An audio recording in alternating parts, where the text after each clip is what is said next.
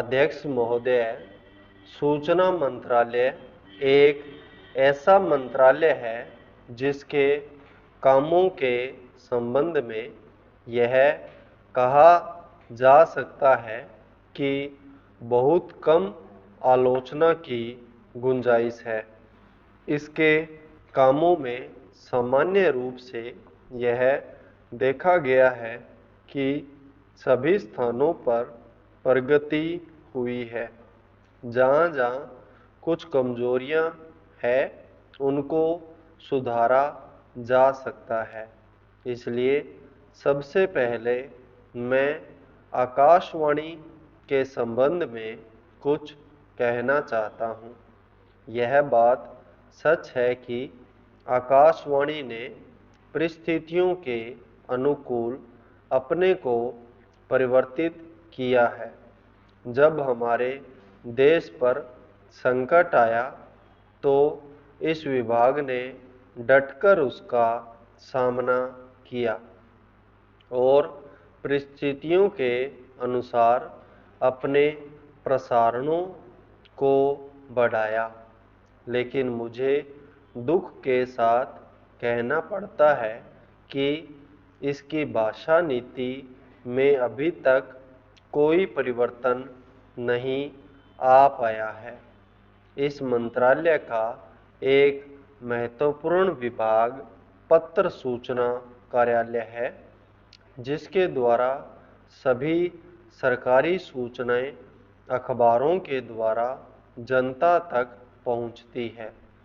अभी तक हमारे इस मंत्रालय का यह दृष्टिकोण रहा है कि इस देश की भाषा अंग्रेजी है और सब काम अंग्रेजी भाषा के माध्यम से होना चाहिए।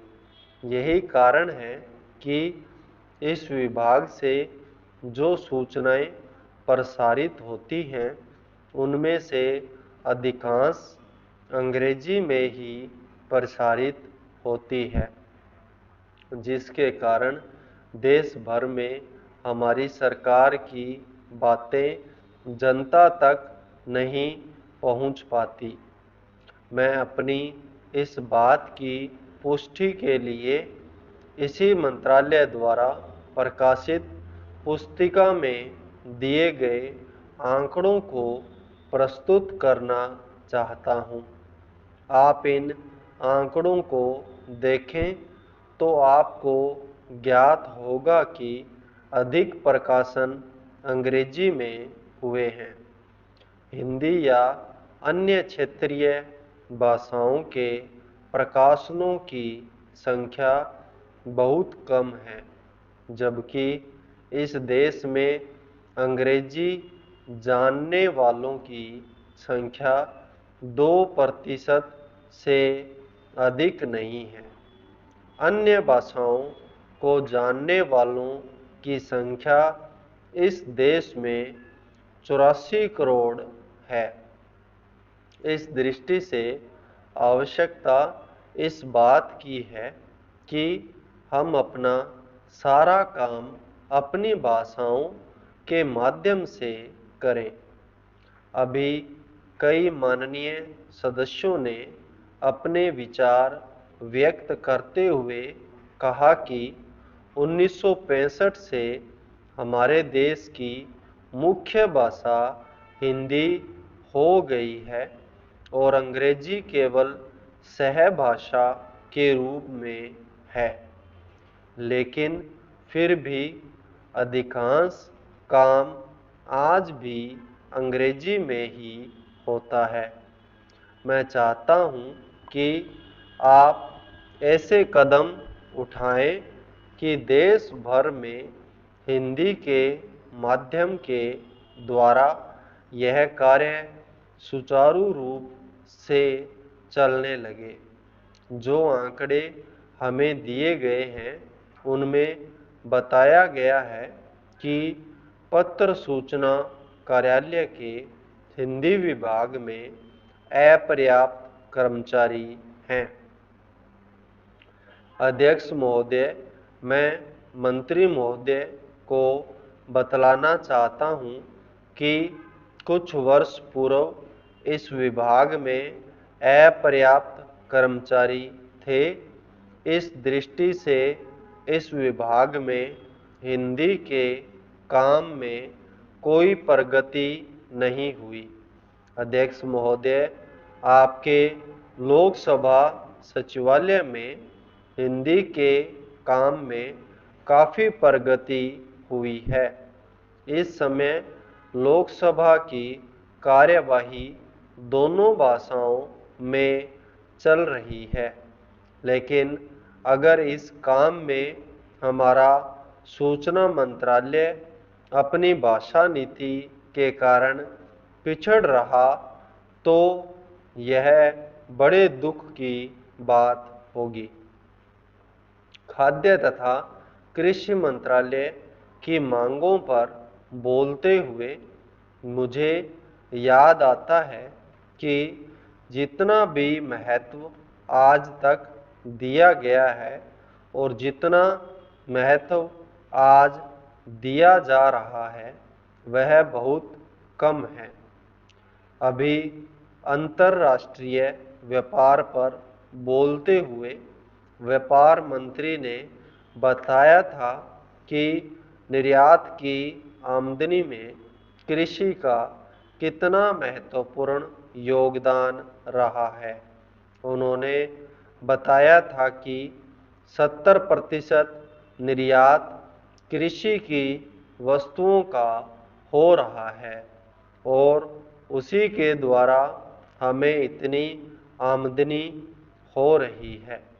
इस दृष्टि से कृषि का महत्व और भी ज़्यादा बढ़ जाता है। उन्होंने यह भी बताया था कि यदि कृषि उत्पादन केवल 5% और बढ़ जाए तो निर्यात से हम 100 करोड़ रुपए के लगभग अपनी आमदनी को और ज़्यादा बढ़ा सकते हैं। इतना महत्व इसका होने के बावजूद भी मुझे बड़ा खेद है और सचमुच यह बड़े दुख की बात है कि आप कृषि के ऊपर जिसमें 100 करोड़ रुपया कमाने की क्षमता है 1 करोड़ रुपया भी खर्च करने के लिए तैयार नहीं है। मैं तो यहाँ तक कहूँगा कि जिसे हम औद्योगिक उत्पादन मानते हैं उस प्रकार का उत्पादन आज भी हमारे देश में नहीं हो रहा है। वास्तव में उत्पादन केवल कृषि से हो सकता है क्योंकि कृषि वस्तुओं से ही आपके दूसरे औद्योगिक संस्थान चलते हैं। यदि रुई देश में पैदा न हो तो कपड़ा कैसे बन सकता है? यदि मूंगफली देश में पैदा न हो तो वनस्पति घी देश में पैदा नहीं हो सकता। इसलिए हमारा सारा उत्पादन कृषि वस्तुओं पर ही निर्भर है। इसी तरह से खनिज पदार्थों की स्थिति है। यदि खनिज पदार्थ निकालने पर ज़्यादा जोर दिया जाए तो उससे न केवल उत्पादन बढ़ेगा, हमारे उद्योगों को काम मिलेगा, बल्कि विदेशी मुद्रा भी बहुत बड़ी मात्रा में कमाई जा सकती है। हमारे देश में हर प्रकार की वस्तुओं का बहुत बड़ा भंडार हमारी भूमि में उपलब्ध है। संपूर्ण विराम।